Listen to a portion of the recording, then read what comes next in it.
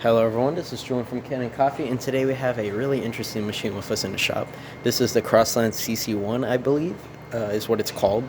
It's technically a heat exchanger machine. There is a real boiler in there for the group head, but you have a heat exchanger, I'm sorry, not heat exchanger, a thermal block that's located right here in the machine, and that makes your steam for you, so it could act as a dual boiler. And the way you would use that is there's a lever that when you twist this knob, it hits the lever, runs water through the thermal block, and gets you steam. But yeah, it's a really cool, interesting machine. You don't really see them often.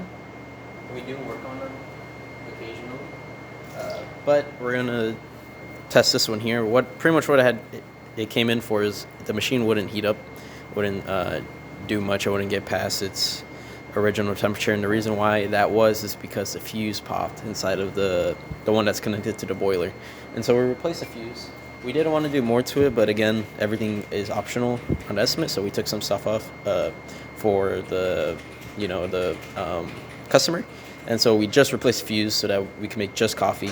The steam one on this one kind of doesn't really work. The thermal block, which is really hard to get from Crossland, I tried contacting them a lot. They haven't responded.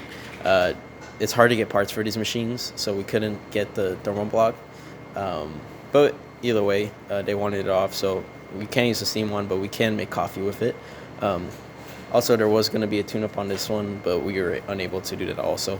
But yeah, let's make some coffee with it. We're using our test coffee, and we already have a full bed in here. It is really coarse coffee, so it might not run well, but we're just making sure it runs, and we're making sure it's hot compared to when it came in.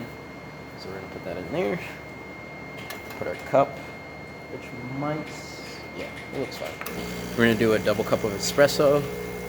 As you can see, it runs really fast, and that's because it was really coarse coffee. That's just our test grinder calibration. We don't calibrate our grinders to these machines.